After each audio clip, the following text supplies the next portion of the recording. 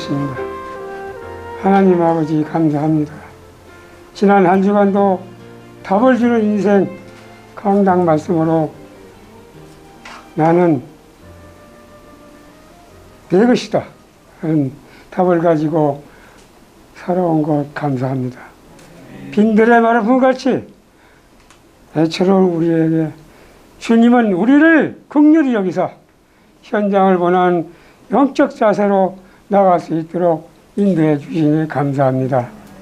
지금 어려운 가운데 현장 예배나 온라인 예배를 드리는 모든 드린 성도님, 그리고 현장을 바라보며 복음을 외치는 모든 사역자님, 충만한 은혜와 오력을 더하여 주시옵소서.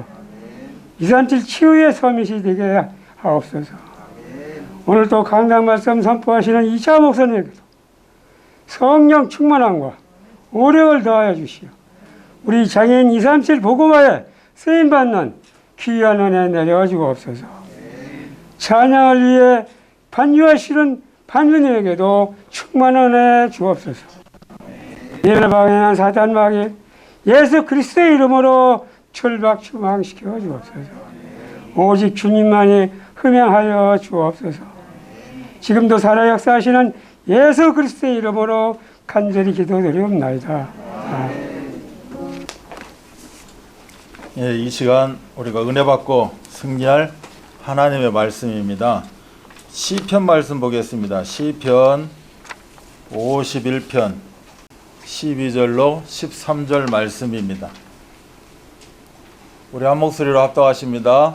주의 구원의 즐거움을 내게 회복시켜 주시고 자원하는 심령을 주사 나를 붙드소서. 그리하면 내가 범죄자에게 주의 도를 가르치리니 죄인들이 주께 돌아오리이다. 아멘. 다음께 신앙을 고백하십니다. 주는 그리스도시요 살아계신 하나님의 아들이십니다. 아멘. 옆에 분을 축복합니다. 보좌의 축복 누리시기 바랍니다. 아멘. 우리 2부 때 제목은 믿음이 중요하다 라는 제목으로 말씀을 우리가 받았고, 이 시간에는 그리스도인의 희락이라는 제목으로 말씀을 전합니다. 지난주에도 희락에 대해서 계속 이야기를 하고 있고, 희락은 기쁠 희하고 즐거울 낙이겠죠.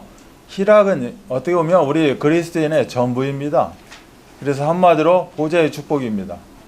자, 보좌의 축복을 우리가 어떻게 인지할 수 있는가?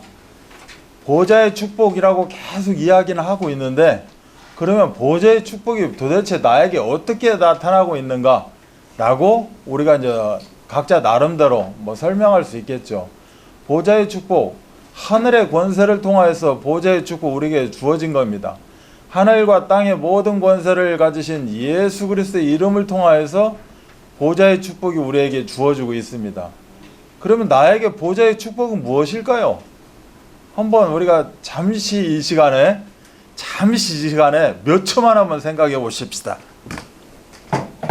나에게 보좌의 축복은 무엇인가?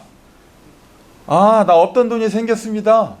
아이고, 오늘은 좀 날아갈 것 같습니다, 몸이. 내 자녀가 이렇고 저렇고 합니다. 우리 가정이 이렇고 저렇고 합니다. 내가 경우에 따라서 이렇게 복권당첨 하나 받았습니다. 생각지도 못한 이런 좋은 이렇게 응답이 나한테 왔습니다. 과연 이게 보좌의 축복일까? 라고 생각하면 어떻게 보면 다 종교로 빠질 수가 있습니다. 어떻게 보면 율법으로 빠질 수가 있어요. 내가 교회 갔더니 이렇게 이런 게 생겼다. 나는 교회 다녀도 나는 나름대로 기도하고 말씀 받는다고 하는데도 나한테 주어지는 게 없어. 그러면 그 사람은 과연 보좌의 축복을 못 받았을까?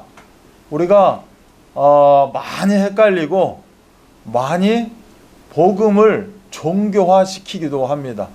종교화시키기도 해요. 그래서 보좌의 축복은 그래서 한마디로 희락입니다. 희락. 제가 보는 보좌의 축복은 희락이라는 거죠. 정말 나에게 기쁨과 내가 즐거움이 있는가? 그럼 기쁨과 즐거움을 한마디로 또 예수님은 평안이라고 이렇게 이야기를 합니다. 평강이 있을지어다, 평안할지어다. 내가 주는 평안은 세상의 그 어떤 곳으로도 줄 수가 없다. 이렇게 이야기를 하죠. 그래서 평안이요, 즐거움이요 기쁨이 즉 희락이 보좌의 축복이다 라고 오늘 말씀도 그렇게 정리하고 있고 성경 전체가 그렇게 이야기하고 있지 않는가라고 봅니다. 시편 16편 3절에 보면 땅에 있는 성도들은 존귀한 자들이니 나의 모든 즐거움이 그들에게 있도다라고 말씀합니다. 땅에 있는 성도들은 존귀한 자라는 거죠. 하나님 자녀들이니까 존귀한 자인데 나의 모든 즐거움이 그들에게 있다는 겁니다. 이게 한마디로 희락이고 이게 보좌의 축복입니다. 그러면 신명기 11장 12절은 네 하나님 여호와께서 돌봐주시는 땅이라. 땅에 있는 모든 성도라고 한 그 땅이 어떤 땅이냐? 만군의 여호와 하나님이 돌봐주시는 땅인 겁니다. 그럼 어떻게 돌봐주느냐? 연초부터 연말까지 네 하나님 여호와의 눈이 항상 그 위에 있느니라 라고 말씀합니다. 24시간 365일 모든 일생을 통해서 내가 밟고 있는 땅, 거주하고 있는 땅, 이 땅은 여호와의 눈이 항상 함께하고 있는 땅이고 그 땅은 우리 하나님이 보호하신다는 거예요. 그 땅에는 뭐가 있다? 즐거움이 있다는 겁니다. 어떤 즐거움? 하나님의 즐거움. 여호와 하나님의 즐거움이 있다라는 거예요. 여호와 하나님의 기쁨과 즐거움이 함께하는 그 땅에 우리가 살고 있는 겁니다. 이게 보좌의 응답이겠죠. 이게 보좌의 축복이에요. 이게 나뿐만이 아니라 237과 관계가 있다는 거죠. 세계 장애인 복음화와 관계가 있다는 겁니다. 그래서 하나님은 시공간을 초월해서 나에게 무엇을 주십니까? 말씀을 주시는 거예요. 그래서 말씀을 붙잡게 되면 내가 무엇이 나타난다? 희락이 나타나야 되는 겁니다. 기쁘고 즐거운 거예요. 내가 뭐 있다 없다 건강하다 그렇지 이런 거는 문제가 되지 않는다는 거죠. 이거에 연연해서 내가 응답을 받았다 보좌의 축복이다 라고 하면 굉장히 위험합니다. 굉장히 위험해요. 나는 왜 이렇게 도대체가 이 응답이 없나 모르겠다. 왜 이렇게 어려운가 모르겠다. 그러면 교회 다닐 필요가 없어요. 그분들은. 이런 원리로 따지면 이런 논리로 따지면 그래서 강단에서 이런 말을 할 수 있지만 이런 말만 딱 붙잡게 되면 굉장히 시험이 됩니다. 무서운 이야기 중에 하나 당연히 그렇게 되어지는데 무서운 이야기 중에 하나 되지 않는 사람들은 3년만 예수는 그리스도 해봐 집중해봐 그러면 모든 복을 다 받는다라고 강단에서 종종 이렇게 나옵니다. 그 말 들으면 참 저는 감사한데 조금 위험하다 싶은 사람들이 종종 있을 수 있어요. 그래서 보좌의 축복은 뭐다? 희락이다. 그러면 점검하기 쉬워요. 나는 정말 기쁨이 있는가? 나는 정말 즐거운가? 그럼 나는 기쁨은 뭐 때문에 기쁜 것인가? 나는 즐거운 인생인데 뭐 때문에 즐거운 것인가? 절대적으로 우리는 점검하고 복음으로 기쁨과 즐거움이 있기를 바랍니다. 자, 땅이 이렇게 내가 거주하는 땅이 내가 누리고 있는 땅이 세상이 이런 나를 통해서 이렇게 응답이 있다. 그래서 출애굽기 13장 21절로 22절은 낮에는 구름기둥으로 밤에는 불기둥으로 하나님이 나를 인도하시고 역사하고 지키신다는 거예요. 이게 보좌의 축복이라는 거죠. 여기서 나오는 기쁨과 즐거움이라는 겁니다. 그런데 이 구름기둥 불기둥이 백성 앞에서 떠나지 않는다는 겁니다. 영원히 함께 한다는 거죠. 그래서 예레미야 29장 11절은 이것을 보고 평안이라고 하고 이것을 보고 희망이라고 한다 라고 말씀하고 있습니다. 그래서 하나님께서는 자녀들이 기쁨이 넘치고 활기가 있고 즐거움이 넘치는 그런 삶을 살아가기를 원하신다. 아멘. 이게 보좌의 축복이고 이게 희락입니다. 예수님도 똑같이 말씀하시죠. 방금 제가 말씀드렸다시피 요한복음 14장 27절은 평안을 너희에게 끼치노니 곧 나의 평안을 너희에게 준다. 이게 희락이고 기쁨과 즐거움입니다.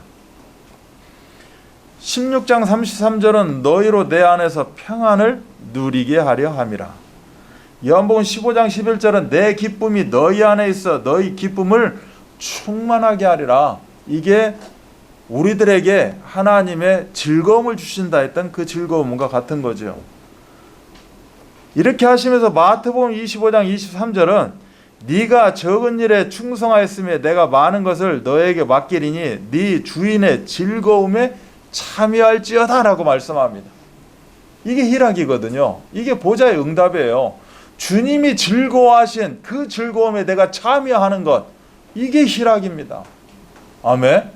예를 들어서 강단을 통해서 말씀이 선포되어지면 이 말씀에 내가 참여하는 거, 이게 즐거움이고 희락이에요. 뭐 열매가 어떻다, 이거는 우리가 신경 쓸 것이 안 되죠. 그건 주님의 몫이에요. 우리는 그 즐거움에 내가 참여했냐는 겁니다. 아멘.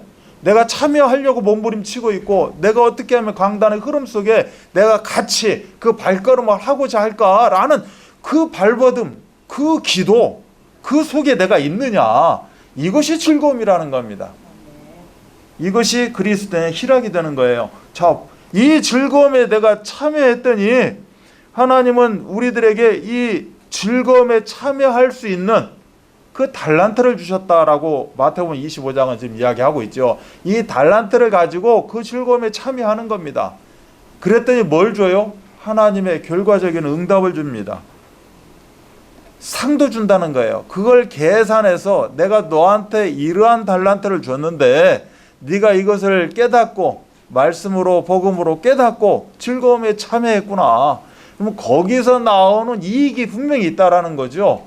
그 이익, 그 상을 주겠다는 겁니다. 이게 어떻게 보면 보좌의 축복이겠죠. 그러면 이 하나님 자녀의 즐거움은 어떤 것인가? 우리가 첫 번째로 좀 볼 것이 하나님과 화평을 누리는 즐거움입니다. 맨 먼저 우리는 하나님과 화평할 수가 없어요. 담이 있기 때문에. 하나님과 나 사이에는, 원래 인간 사이에는 담이 있다는 겁니다. 그래서 하나님과 내가 소통될 수도 없고 화평될 수가 없어요. 그래서 이 담을 깨뜨려 버려야 됩니다. 그래서 하나님과 내가 먼저 화평을 이루는 그런 즐거움이 있어야 된다는 거죠. 하나님과 나 사이에 화평을 이루는 즐거움이 있다. 그는 죄 문제 해결됐다는 겁니다. 모든 사람이 죄 가운데 빠져 있는데 나는 그 죄 문제에서 어떻게 됐다? 완벽하게 해결되어졌고 하나님과 나와의 관계를 완벽하게 회복했다는 거예요. 죄가 하나님과 나 사이의 관계를 깨뜨려 버리는데 이제는 내가 하나님과 소통되어졌다는 겁니다. 죄가 하나님과 나 사이의 관계를 깨뜨려 버렸다. 그럼 나는 깨진 그릇이라는 겁니다.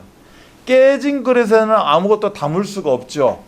그런데 하나님과 나 사이의 관계가 회복됨으로 말미암아 이 깨진 그릇이 아니라 이제 그릇이 회복되어져서 하나님의 그 보좌의 축복을 내가 누릴 수 있다는 겁니다. 그 보좌의 축복의 증거로 내가 기쁨과 즐거움이 있다라는 거죠. 그리고 그 기쁨과 즐거움을 가지고 하나님의 기쁨과 즐거움 그 자리에 내가 참여한다는 겁니다. 오늘 말씀을 잘 읽어보시면 주의 구원의 즐거움을 내게 회복시켜 달라는 겁니다. 주님의 그 희락, 보좌의 축복을 내가 맛보고 체험할 수 있게 해달라는 거예요. 그리고 내가 자원하는 심령을 달라는 거죠. 그 기쁨과 즐거움을 나만 갖고 끝나는 것이 아니라 기쁨과 즐거움을 마음껏 나눌 수 있는 자원하는 심령을 주시고 나를 붙잡아 주시라는 거예요. 그러면 내가 범죄자에게 주의 도를 가르치리니 죄인들이 주께 돌아온다는 겁니다. 범죄자에게, 많은 죄 많은 인생들에게, 또 실질적으로 다윗이 범죄했다는 거예요. 엄청난 큰 범죄를 저질렀거든요. 그래서 한 1년이 넘도록 그 범죄 가운데, 죄 가운데 주님과 소통되지 못하고 희락을 누리지 못하고 그렇게 고통 가운데 있었다는 겁니다. 말도 못하고 혼자 끙끙 앓고 있었다는 거예요.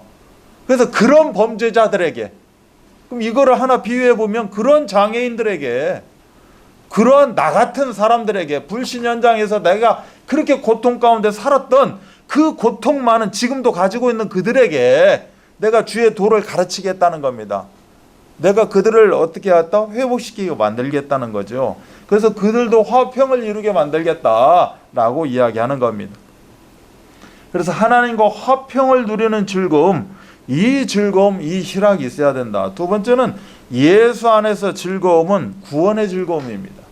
그래서 화평을 이루게 되어져야 내가 구원의 즐거움을 체험하고 맛보게 되어진다라는 거죠. 그래서 구원은 다른 말로 영원한 생명이다라고 우리는 알고 있죠.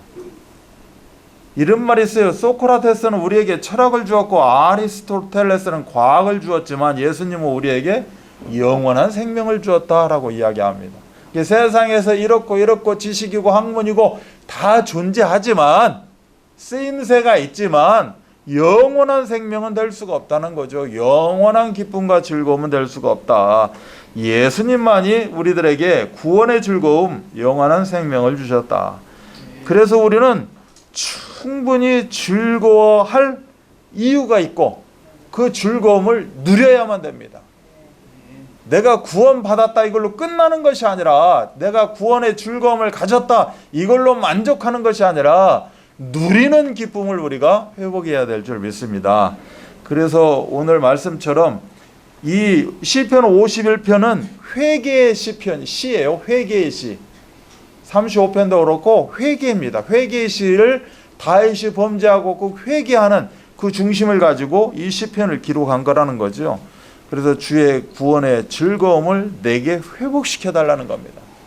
내가 분명히 알았지만 구원받은 백성이었지만 누리지를 못했다는 거죠. 그래서 이제는 다시 회복해서 누리게 해달라고. 그래서 그 힘을 마음껏 우리가 서로 나눌 수 있게 해달라고 이야기하는 그런 내용입니다. 나단 선지자가 다윗을 찾아왔고 그 범죄함을 이야기합니다. 그래서 그 다윗에게 회개의 심령을 심어주게 되죠. 그래서 예수님의 이 보혈의 능력을 의지하고 복음에 사로잡혀 주님 앞에 늘 통회하는, 자복하는 그런 심령들이 되기를 바랍니다. 그래서 우리는 완전할 수 없어요. 어떻게 보면 다윗처럼 매일매일 매 시간 이런 통회하는 심령이 있어야 됩니다. 나는 다 끝났다. 끝났지요.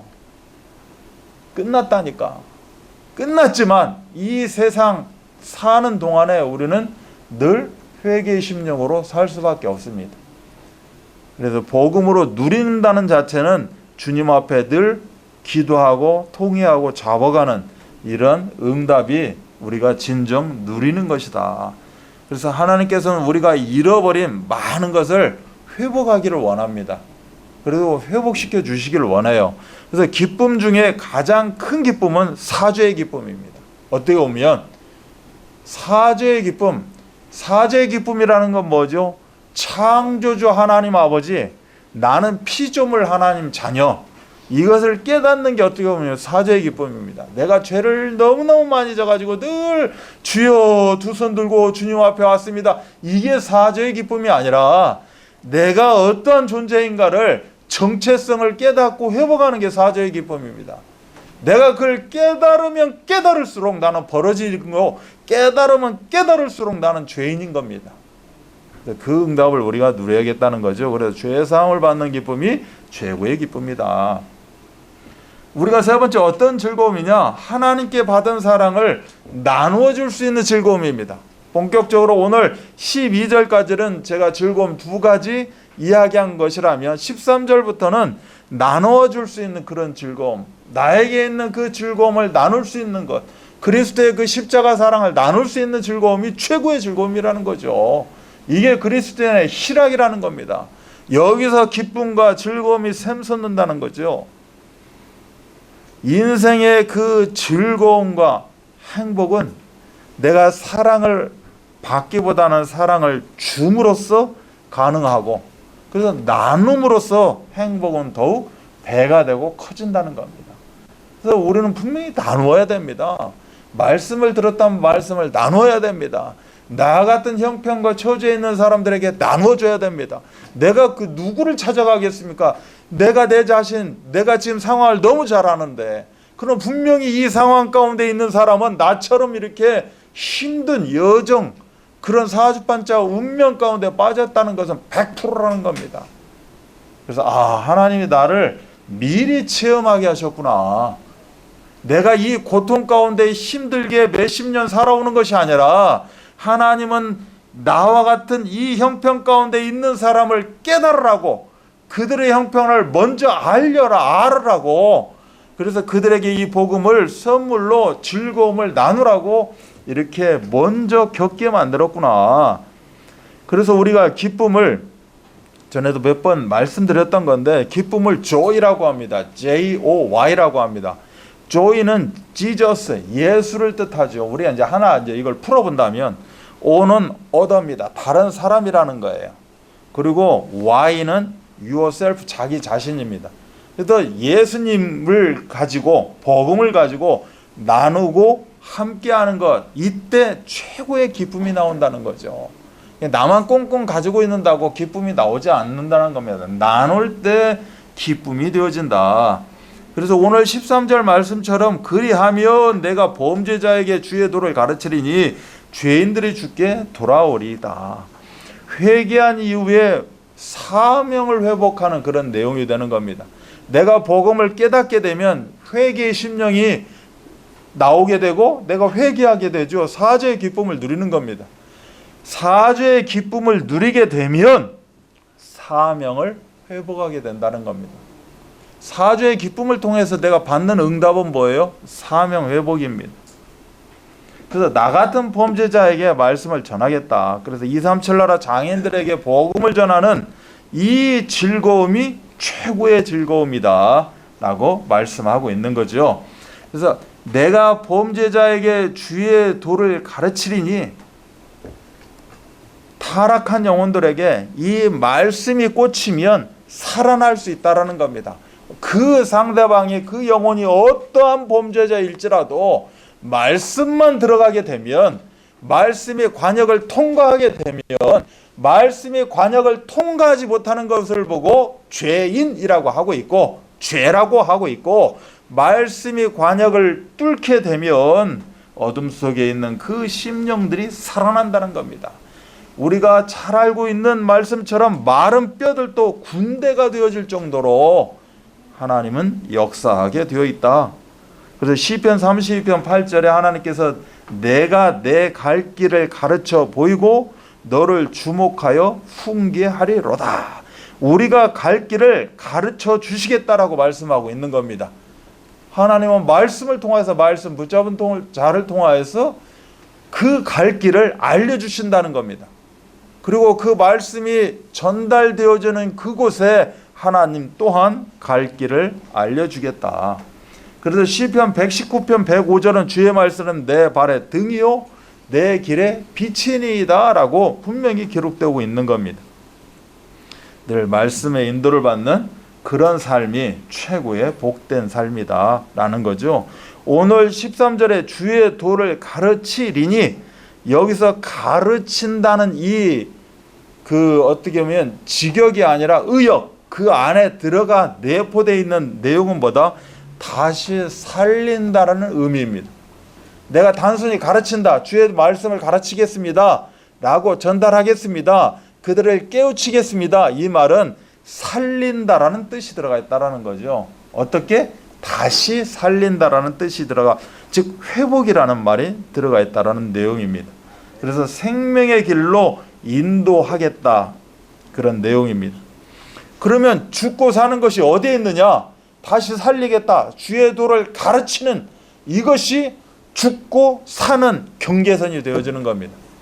내가 어떻게 하면 죽고 사는가? 이 상황이 죽고 사는 것, 회복되는 것, 주의 도를 가르치는 그 현장이 바로 생과 사가 왔다 갔다 하는 그런 현장이 되어진다.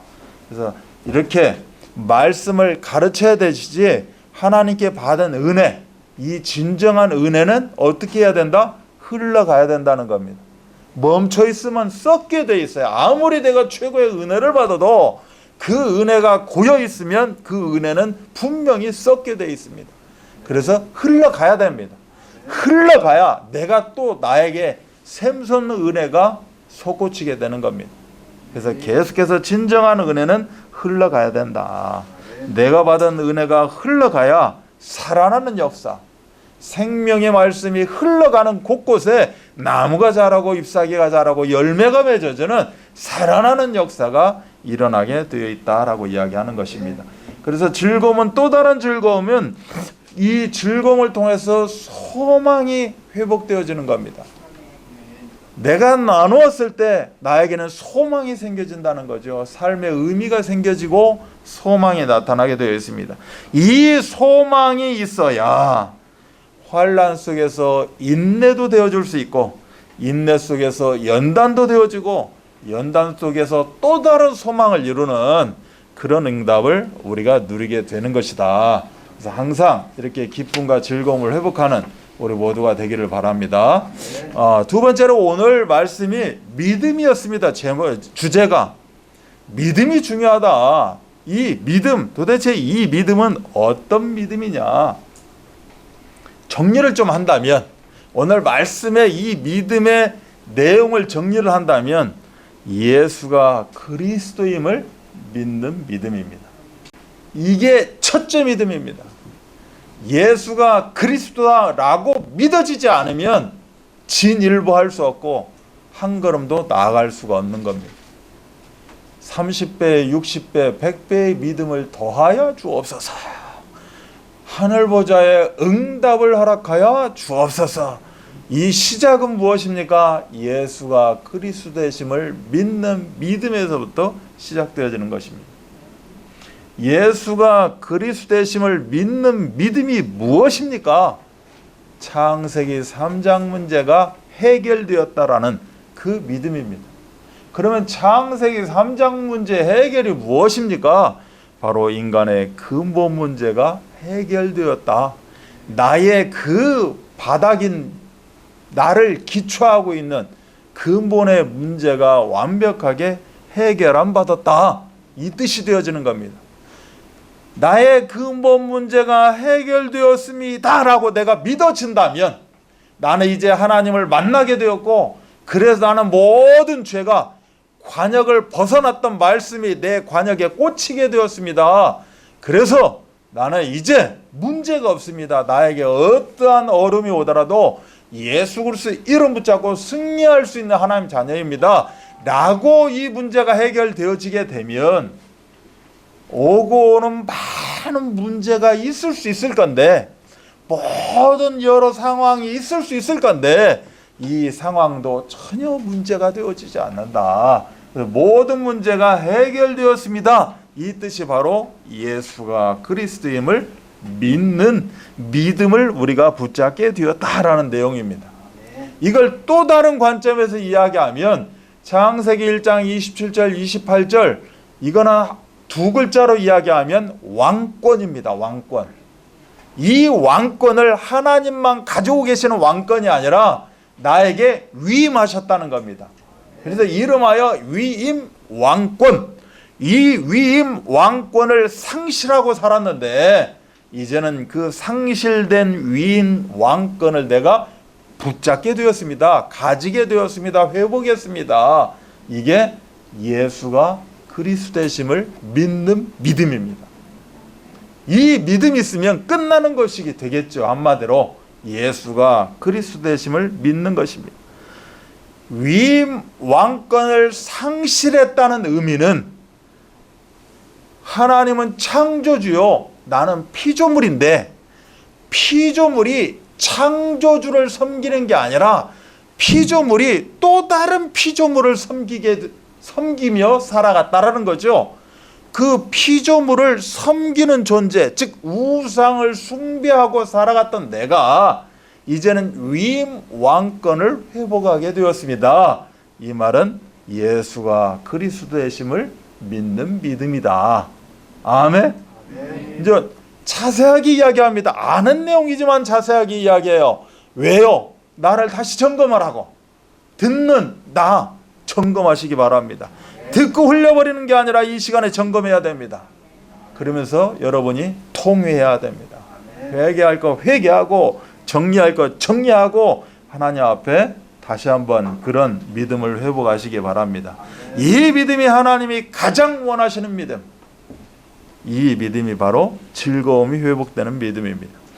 이 믿음이 회복이 되어지면, 예수가 그리스도라는 믿음이 회복이 되어지면, 깨달아지면 내가 이 믿음이 있구나라고 결론 내어지면 이사야 7장 14절 오늘 말씀의 핵심 중에 핵심 WIO 즉 임마누엘 하나님이 나와 함께 하신다 라는 것이 우리는 깨달아지고 회복되어지는 믿음, 바로 예수가 그리스도임을 믿는 믿음입니다. 이것이 보좌의 축복이고 이거 최고의 응답입니다. 우리는 다 이 시간에 깨달아진 줄 믿습니다. 그렇구나. 이거였구나.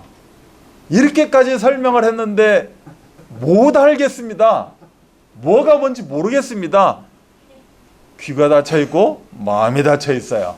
그래서 여는 작업을 해야 돼요. 어떻게 합니까? 하나님, 내 마음을 열어, 내 귀를 열어, 생각을 열어 깨닫게 하옵소서. 분명히 깨달아 줄 줄 믿습니다. 자, 이게 전부예요. 이게 전부인데 나하고는 관계가 없어요. 이게 진리 중에 진리인데 나하고는 전혀 상관이 없어요.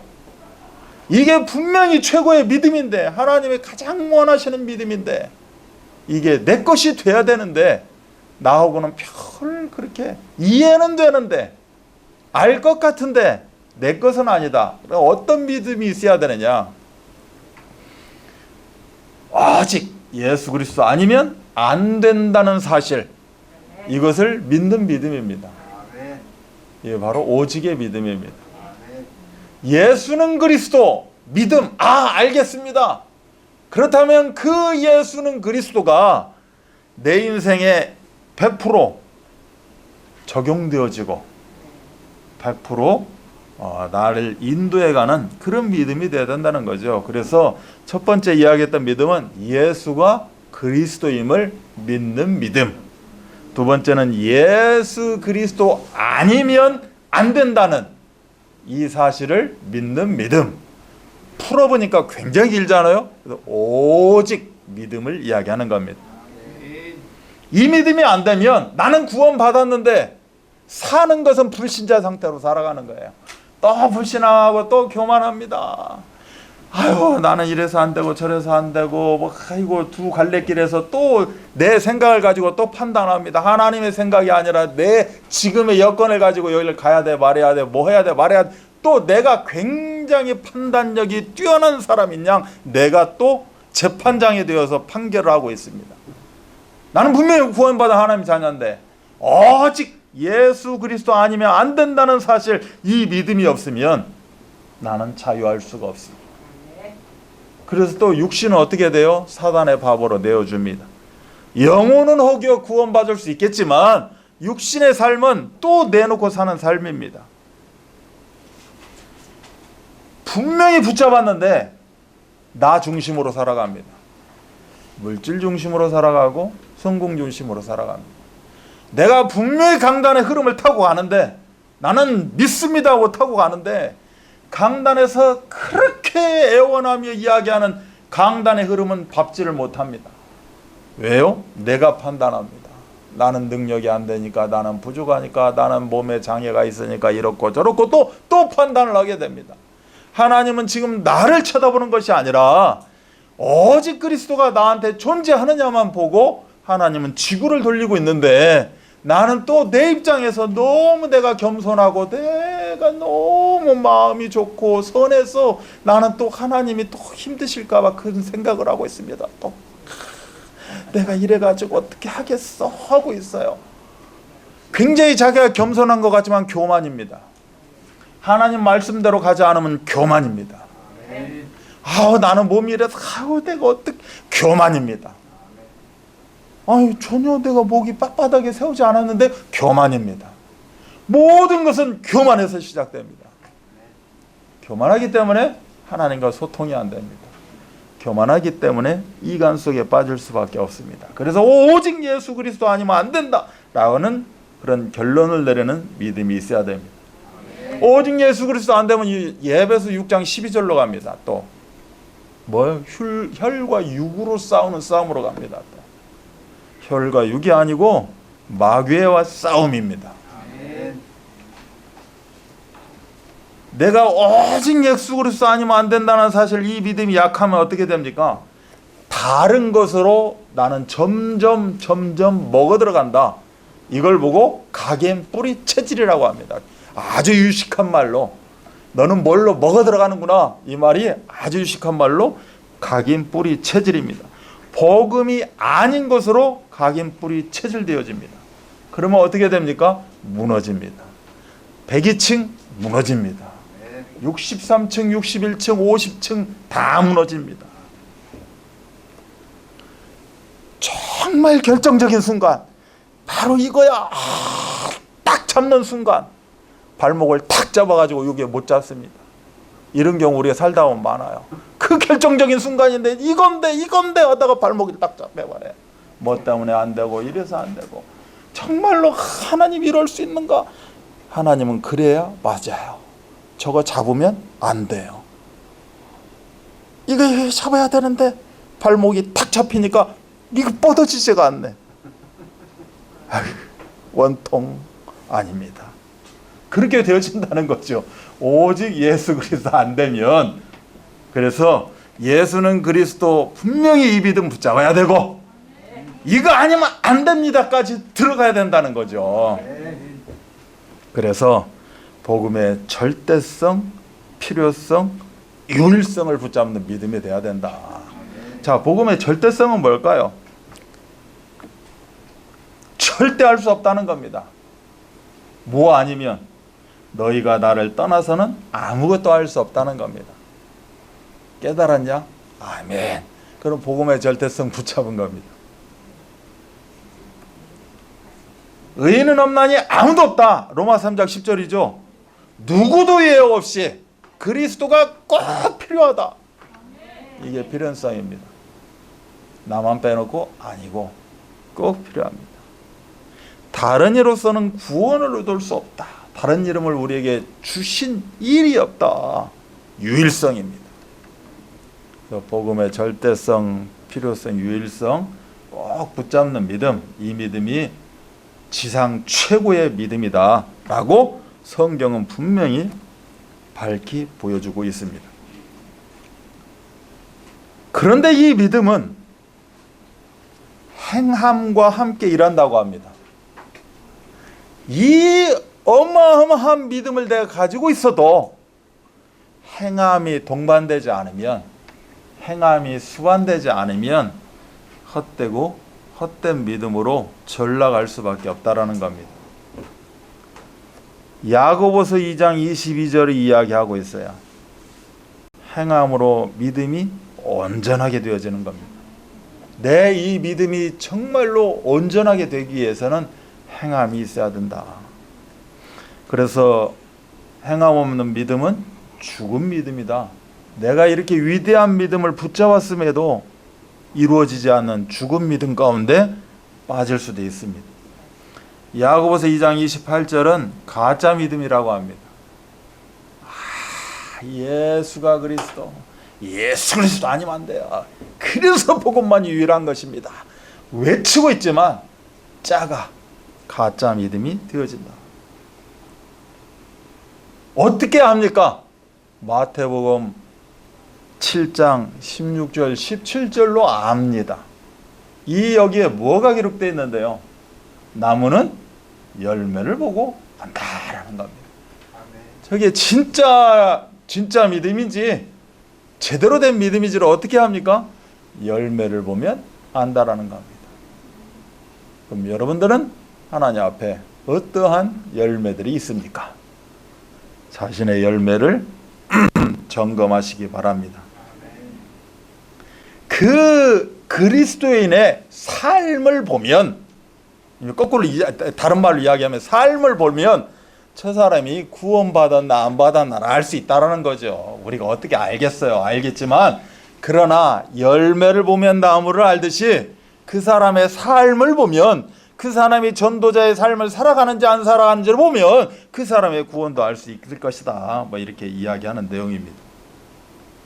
데살로니가전서 1장 3절을 보면 아주 귀한 말씀이 짧은데 그 안에 함축되어 있습니다. 그 중에 믿음은 역사라고 합니다. 내가 이 믿음을 가지고 있다면 분명히 이루어진다, 성취되어진다는 겁니다. 역사니까 그만큼 이루어지게 되어 있다는 겁니다. 어떻게 이루어졌습니까? 아브라함이 히브리 12장에 보면 아브라함이 행함으로 의롭다 여김을 받습니다. 뭐 알고 갔나요? 없어요. 예수가 그리스도, 오직 예수 그리스도 아니면 안 됩니다. 그래서 복음의 절대성, 필요성, 유일성을 붙잡고 나아가기를 원합니다. 가라! 갑니다. 행함을 통하여서 그래 너는 의롭다, 의인이다, 믿음의 조상이다 라는 그런 칭함을 받게 됩니다. 우리가 요새 금요기대 때 계속해서 여호수아를 보고 있는데, 여호수아하면 첫 번 부분에 여호수아도 주인공이 되지만 라합이 나옵니다. 이방 여인 라합이 나와요. 별로 볼 것 없는 라합이 나옵니다. 라합은 누가 뭘 알려준 것도 아닙니다. 풍문으로 들었습니다. 풍문으로 가짜 뉴스를 들은 게 아니라 풍문으로 팩트를 들었습니다. 예수가 그리스도이심을 들었고 전능자의 역사를 듣게 되었습니다. 듣고 어떻게 했습니다? 믿음은 들음에서 난다고 믿었습니다. 그런데 믿고 끝난 것이 아니라 행함이 이루어졌다는 겁니다. 하나님의 그 전도자들을 숨기고 돕고 봉사하고 헌신함으로 말미암아 그 라합도 구원의 응답을 드리는 의롭다 칭함을 받는 예수님의 족보에 들어가는 그러한 귀한 믿음의 여인이 되었다. 믿음은 어떻게 된다? 분명히 역사하게 돼 있다. 믿음이 역사하기 위해서는 뭐가 필요하다? 우리의 행함이 필요하다. 그래서 우리가 말씀을 받았다면 이제는 나의 그 범죄자에게, 나에게 똑같은 상황 가운데 있는 자들에게 내가 주의 도를, 말씀을 가르치겠습니다. 그들이 이 말씀을 듣는 족시 어떻게 살아날 것입니다. 이 응답을 우리가 다 함께 누리시기를 바랍니다. 믿음의 정의를 에모스라는 사람이 이런 말을 했다고 그래요. 종달새 알 속에 있는 종달새가 노래하는 소리를 듣는 것이다. 이해가 돼요? 종달새 알 속에 있는 종달새. 한 엄마가 아이를 잉태했는데 한 8개월 됐나 5개월 됐나, 엄마 뱃속에 있는 그 아이가 노래하는 소리를 듣는 것, 이게 믿음입니다. 부모들은 다 들어요. 우리 애기가 뛰놀고 노래하고 뱃속에서도 아빠라고 이야기하는 거 같고 막 이걸 보고 믿음이라는 거예요. 생뚱맞잖아요. 종달새가 알 속에서 알로 있지 무슨 그 안에서 노래를 하는 것을 내가 듣고 있다는 겁니다. 이게 믿음이래요. 그럼 우리의 믿음은 도대체 어느 정도인가? 한번 점검하시기 바랍니다. 마지막 결론적으로, 자, 우리 이제 본 강단을 들어가서, 본 강단의 핵심이 뭐냐? 안심하라.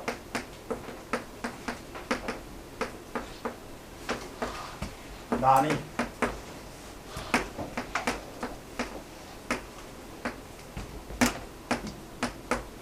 이게 이제 여러 말씀이 있겠지만 예수님이 말씀하십니다. 안심하라. 나니 두려워하지 말라. 이렇게 말씀하신 내용이죠.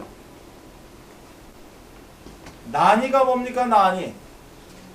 나노기술, 출애굽기 3장 14절 말씀입니다. 스스로 있는 자, 누구라고 당신을 도대체 누구라고 내가 애굽 왕에게 이렇게 이야기를 해야 됩니까? 어떤 사람이 저를 누구라고, 그럼 저는 이창호 목사 이렇게 이야기하면 좋겠지만, 우리 하나님은 스스로 있는 자 나다라고 이야기합니다. I am. 나는 어떠한 뭘로 의해서 생겨난 존재가 아니라 스스로 있는 자라고 이야기하는 겁니다. 그래서 이름하여 만군의 여호와 창조주가 되는 나니라고 이야기합니다. 지난주에 나니에 대해서, 예수님의 나니 표현에 대해서 7가지인가를 쭉 이야기했습니다. 나는 무엇이다, 나는 무엇이다, 나는 무엇이다로 상세하게 기록이 되고 있지만 나라는 겁니다. 나 몰라, 나잖아, 나니 창조주 만군의 여호와 하나님라고 이야기합니다. 스스로 있는 자, 당신은 도대체 누구입니까? 라고 물어보는 모세. 그 모세가 뭐냐? 모세는 피조물입니다. 피조물 중에서도 최고의 피조물, 하나님 자녀입니다. 그래서 이 난이라는 이 두 글자 속에 어마어마한 것이 들어가 있는 겁니다. 창세기 1장 1절이 들어가 있어요. 태초에 하나님이 천지를 창조하시니라. 이걸 네가 믿느냐? 우리에게 지금 말씀하십니다. 이 한 절이면 끝납니다. 어떻게 보면 다른 절 필요가 없어요. 창조주 하나님을 믿게 되면, 내가 인정하게 되면, 다른 사람은 뭐 조물주네 하늘님이네 뭐네 하고 있지만, 나는 진정한 창조주 하나님 나를 창조하셨고 우주 만물을 창조해서 지금도 그의 뜻과 계획 속에서 운행하고 계시는데, 그분은 육이 없는 거로 내 육을 필요로 하시고 내 생각과 사상을 가지고 이 지구를 움직이고 있습니다. 나는 거기에 쓰임받고 있습니다. 그런데 쓰임받는 것이 너무 기특하고 갸륵해서 하나님은 나보고 하나님 자녀라고 합니다. 그래서 하나님의 모든 우주를 쓰임받는데 필요한 힘, 왕권을 나에게 허락하셨습니다. 그 피조물인 나입니다. 근데 이 피조물의 최고가 또 다른 피조물들을 섬기고 있고, 그 또 다른 피조물 속에 고통당하고 있고 이러고 살아간다는 거예요. 굉장히 아이러니한 그러한 내용을 가지고, 여기는 아니 계시겠지만 많은 사람들이 그렇게 살아간다는 겁니다. 순간순간 넘어진다는 거예요. 그래서 이 난이 속에 엄청난 것이 들어가 있죠. 두려움 아홉, 두려워하지 말라.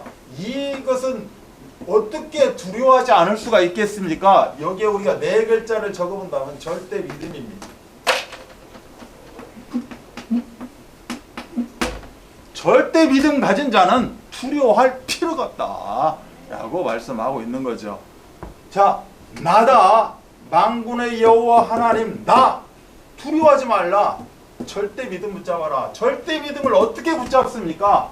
안심하라로 붙잡습니다.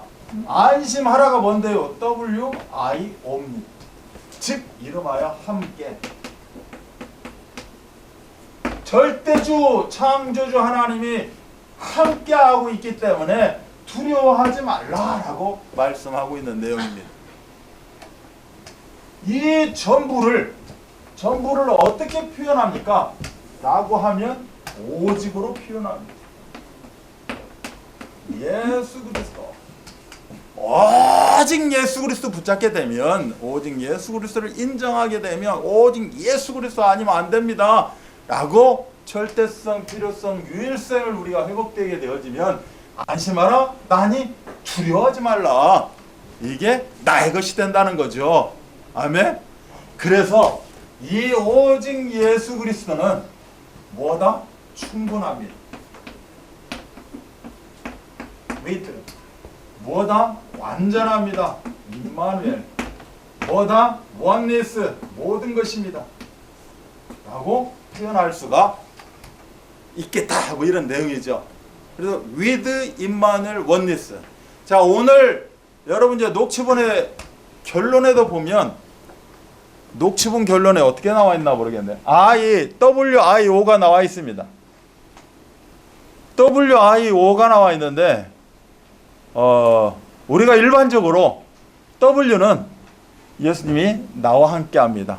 그래서 내가 집중 속으로 들어가고, 내가 삼원을 속으로 들어가고, W를 표현을 합니다.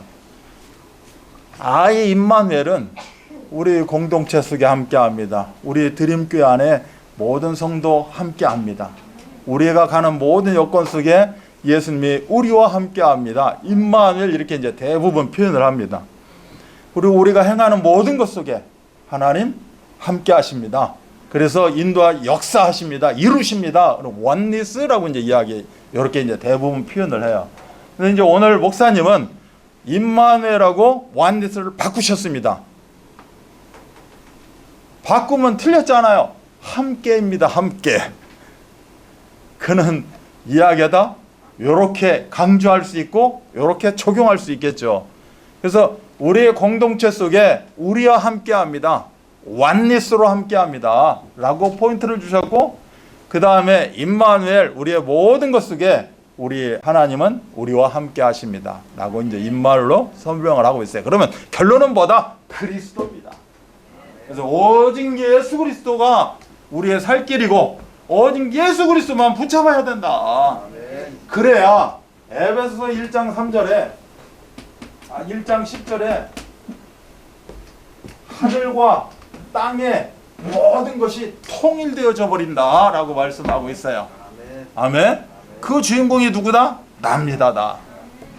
그래서 우리가 이걸 가지고 기쁨과 즐거움을 누리시기 바랍니다. 이것이 최고의 우리의 즐거운 인생 살아가는 비결 중에 비결이다. 그래서 무엇인가를 세상적으로 내가 더 얻으려고 무엇인가를 가지려고 애쓰는 것이 아니라 설령 그것이 있든 없든 그건 하나님이 알아서 하실 일이고 내어놓고 내가 설령 힘들어도 내려놓고 나는 오직 복음으로만 희락을 누리기 원합니다 라고 되어진다면 내 영이 잘된 같이 범사가 잘되고 강건의 역사가 우리 가운데 그대로 임재할 줄 믿습니다. 얼만큼이요? 하나가 아니라 100으로 완전함으로 7으로 완전함으로 하나님은 이루실 줄 믿습니다. 이 응답을 우리가 온전히 누리시기를 주 예수 그리스도 이름 받들어 축복합니다. 기도하겠습니다. 하나님 아버지 감사합니다.